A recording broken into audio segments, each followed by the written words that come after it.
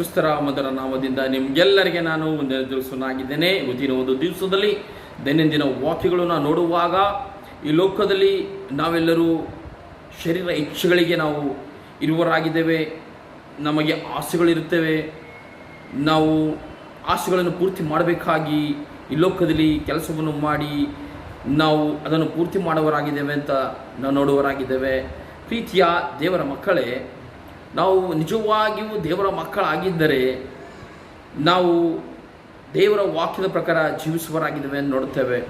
ಇವತ್ತಿನ ಒಂದು ದೈನಂದಿನ ವಾಕ್ಯದಲ್ಲಿ ರೋಮಪುರದ ಬರೆದ ಪತ್ರಿಕೆ 8ನೇ ಅಧ್ಯಾಯ 8ನೇ ವಚನದಲ್ಲಿ ಶರೀರ ಭಾವಾಧೀನರು ದೇವರಿಗೆ ಮೆಚ್ಚುಗೆಯಾಗಿರಲಾರರು.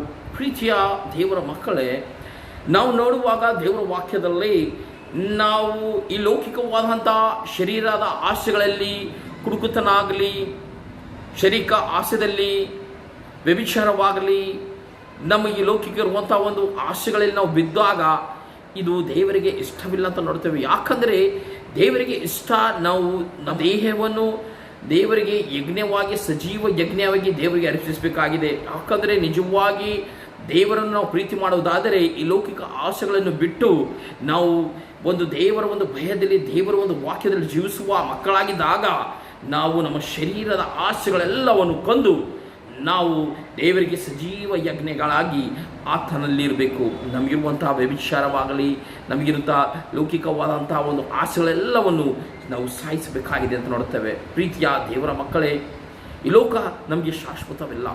ಯಾಕಂದರೆ ಈ ಲೋಕದಲ್ಲಿ ನಾವು ಜೀವಿಸಬೇಕಾಗಿದೆ. ಆದರೆ ನಮಗೆ ಲೋಕದಲ್ಲಿ ಏನೇನು ಬೇಕು ಏನೇನಿಲ್ಲ ದೇವರಿಗೆ ಗೊತ್ತಿದೆ. ಪ್ರೀತಿಯ ದೇವರ ಮಕ್ಕಳೇ, ನೀವು ಕೆಲಸ ಮಾಡಿ ನೀವು ದೇವರಿಗೆ ಮಹಿಮೆ ಪಡಿಸುವಂಥ ಕೆಲಸಗಳನ್ನು ಮಾಡಬೇಕಾಗಿದೆ ಈ ಲೋಕದಲ್ಲಿ. ಯಾಕಂದರೆ ಲೋಕವು ದೇವರು ನಮಗೆ ಕೊಟ್ಟಿದ್ದಾನೆ. ನಾವು ಲೋಕದಲ್ಲಿ ಇರುವಾಗ ನೀತಿವಂತರಾಗಿ ಭಯದಲ್ಲಿ ಜೀವಿಸಬೇಕು. ಯಾಕಂದರೆ ಯೇಸುವಿನ ಮಕ್ಕಳಾಗಿ, ಯೇಸುವಿನ ಹಾಗೆ ನೀತಿಯುಳ್ಳರಾಗಿ ಈ ಲೋಕದಲ್ಲಿ ನಾವು ಜೀವಿಸಿದಾಗ ದೇವರು ನಮ್ಮ ಉತ್ತಮವಾದಂಥ ಒಂದು ದೇಶವನ್ನು ನಮಗೆ ಕೊಡುವನಾಗಿದೆ ನೋಡ್ತೇವೆ. ಯಾಕಂದರೆ ಈ ಲೋಕದಲ್ಲಿ ನಾವು ಶಾಶ್ವತವಾಗಿ ಬದುಕಲಿಕ್ಕೆ ಸಾಧ್ಯ ಇಲ್ಲ. ಯಾಕಂದರೆ ನಮ್ಮ ದೇಶ ಪರಲೋಕವಾಗಿದೆ. ಈ ಲೋಕದಲ್ಲಿ ಪ್ರತಿಯೊಬ್ಬೊಬ್ಬರು ತನ್ನ ಜೀವವನ್ನು ಬಿಟ್ಟು ಆತರು ಈ ಲೋಕವನ್ನು ಬಿಟ್ಟು ಹೋಗಬೇಕಾಗಿದೆ ಅಂತ ನೋಡ್ತೇವೆ. ಇವತ್ತಿನ ಒಂದು ದಿವಸದಲ್ಲಿ ಪ್ರೀತಿಯ ದೇವರ ಮಕ್ಕಳೇ, ನಿಮ್ಮನ್ನು ನೀವು ಶುದ್ಧಿ ಮಾಡಿಕೊಳ್ಳಿರಿ.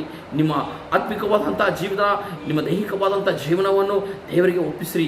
ಯಾಕಂದರೆ ದೇವರು ನಿಮಗೆ ಪ್ರೀತಿ ಮಾಡಿ ನಿಮಗೆ ಕರೆಯುವನಾಗಿದ್ದಾನೆ. ಅದಕ್ಕೋಸ್ಕರನೇ ಯೇಸು ಕ್ರಿಸ್ತನ ಲೋಕಕ್ಕೆ ಕಳಿಸಿದ್ದಾನೆ. ಆತನ ಮುಖಾಂತರ ದೇವರ ರಾಜ್ಯಕ್ಕೆ ಸೇರಬೇಕೆಂದು. ಯಾಕಂದರೆ ಲೋಕದಲ್ಲಿ ಎಲ್ಲರೂ ಪಾಪ ಮಾಡಿದ್ದಾರೆ, ಒಬ್ಬರು ನೀತಿವಂತರಂತ ದೇವರ ವಾಕ್ಯದಲ್ಲಿ ನೋಡ್ತೇವೆ. ಇವತ್ತಿನ ಒಂದು ಜೀವಿತದಲ್ಲಿ ನಿಮ್ಮನ್ನು ನೀವು ಶುದ್ಧಿ ಮಾಡಿಕೊಂಡು ಆತನ ಸನ್ನಿಧಾನದಲ್ಲಿ ಬರುವುದರಾದರೆ ದೇವರು ನಿಮಗೆ ಲೋಕದಲ್ಲಿ ನಿಮಗೆ ಅದ್ಭುತವಾಗಿ ನಿಮಗೆ ಆಶೀರ್ವಾದ ಮಾಡಿ ನಿಮಗೆ ದೇವರ ರಾಜ್ಯದಲ್ಲಿ ಕೊಡುವನಾಗಿದೆ ಅಂತ ನೋಡ್ತೇವೆ. ಇವತ್ತಿನ ಒಂದು ದಿವಸದಲ್ಲಿ ನಾವು ಶರೀರ ಆಸೆಗಳನ್ನು ಬಿಟ್ಟು ನಾವು ದೇವರ ಒಂದು ಸನ್ನಿಧಾನ ಬರುವುದಾದರೆ ನಮಗೆ ದೇವರು ನಿಜವಾಗಿಯೂ ಪರಲೋಕದಲ್ಲಿ ನಮಗೆ ಮನೆಯನ್ನು ಕೊಡುವನಾಗಿದ್ದಾನೆ, ಪರಲೋಕದಲ್ಲಿ ಸ್ಥಾನವನ್ನು ಕೊಡುವನಾಗಿದ್ದಾನೆ. ನಾವು ಆತನ ಮಕ್ಕಳಾಗಿ ಜೀವಿಸಲಿಕ್ಕೆ ಸಾಧ್ಯವಾಗಿದೆ ಅಂತ ನೋಡ್ತೇವೆ. ಈ ದಿನ ನೀವು ಕೇಳಿದಂಥ ಈ ವಾಕ್ಯಗಳು ನಿಮಗೆ ಅದ್ಭುತವಾಗಿ ನಿಮಗೆ ದೇವರ ವಾಕ್ಯದಲ್ಲಿ ಬೆಳೆಸಲೆಂದು ದೇವರಲ್ಲಿ ಪ್ರಾರ್ಥನೆ ಮಾಡೋಣ. ಭೂಮಿ ಆಕಾಶವನ್ನು ಉಂಟು ಮಾಡಿದಂಥ ದೇವರೇ ನಿಮಗೆ ಸ್ತೋತ್ರಪ್ಪ ತಂದೆ.